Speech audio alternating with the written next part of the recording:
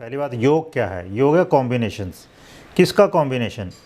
ग्रहों का, दो या दो से ज़्यादा ग्रहों का एक कॉम्बिनेशन, पहली बात। तो फिर ग्रह का राशि में कॉम्बिनेशन, या ग्रह का पर्टिकुलर भाव में कॉम्बिनेशन, या पर्टिकुलर ग्रह का पर्टिकुलर भाव में पर्टिकुलर राशि में कॉम्बिनेशन, तो वो होगा योग। ठीक है ना। योग शास्त्र जो है उसमें योग का अलग मतलब है, उसमें कहा है योगश्चित्त वृत्ति निरोधः। लेकिन यहाँ योग क्या है? Combination of planets itself mutually, और combination of planets with signs और राशिज, और combination of planets with bhavas, और combination of planets when they are posited in a particular rashi in a particular भाव। योग में ये खास बात है कि ग्रह तो होगा ही। सर्वप्रथम पंच महापुरुष योग दिए गए हैं। पंच मीन्स फाइव ग्रेट कॉम्बिनेशंस ऐसे कह लो, या 5 combinations for becoming a great personality. महापुरुष ग्रेट पर्सनैलिटी, खासम खास आदमी अलग अलग क्षेत्रों में।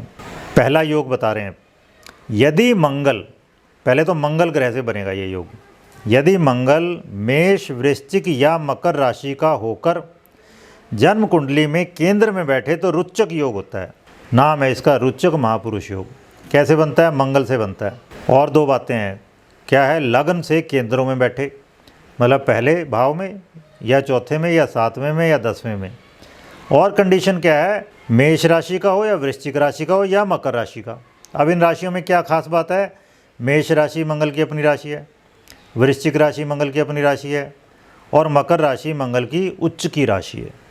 अरे यहाँ मंगल उच्च का हो जाता है, एग्जॉल्ट हो जाता है।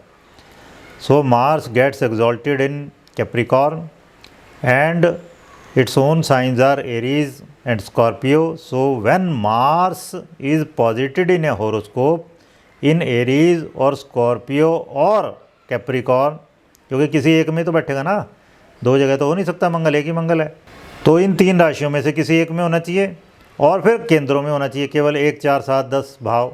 ये कंडीशंस लगा दी हैं। तो क्या है, हम कहेंगे इस व्यक्ति की जन्म कुंडली में रुचक महापुरुष योग है, मतलब कुछ विशेष टाइप का ग्रेट बनने का योग है।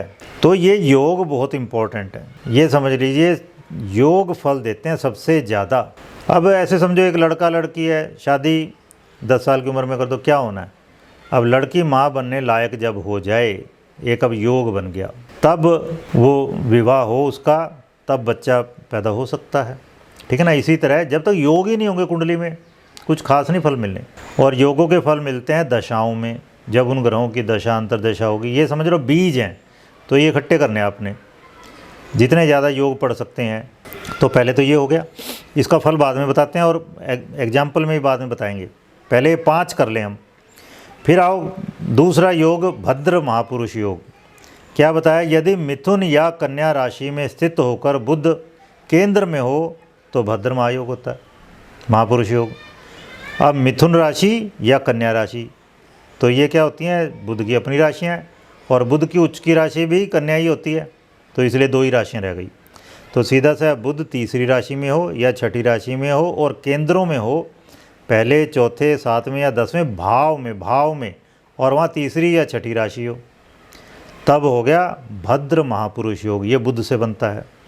पहली बात तो 5 तारादि ग्रह कहते हैं इनको, तारादि ग्रहों से बनते हैं। तारादि ग्रह क्या है? तारों जैसे जो चमकते हैं, मतलब सूर्य चंद्रमा को एक तरफ रख दो पहले तो, राहु केतु छाया ग्रह उनको भी छोड़ दो। तो मंगल, बुध, बृहस्पति, शुक्र, शनि, ये 5 ग्रह ऐसे हैं, इनको जो MA का सिलेबस है ना उसमें तारादि ग्रह का है, तारों जैसे जो चमकते हैं। इन 5 से बनते हैं ये योग। और विशेष खास बात क्या है? हर एक ये जो ग्रह है ना वो अपनी राशि या उच्च की राशि में और केंद्रों में हो, बस इस तरह से। तो दूसरा क्या हो गया? भद्र महापुरुष योग हो गया। अब आओ बृहस्पति। बृहस्पति क्या? हंस महापुरुष योग बनाता है। और बृहस्पति की अपनी राशि कौन सी है? 9वीं और 12वीं। और उच्च की राशि कौन सी है? चौथी।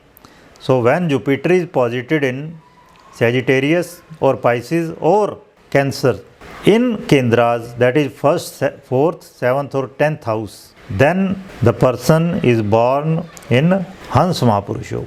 फिर आओ शुक्र। शुक्र की अपनी राशियाँ कौन सी होती है? 2री, 7वीं। उच्च की राशि कौन सी होती है? 12वीं।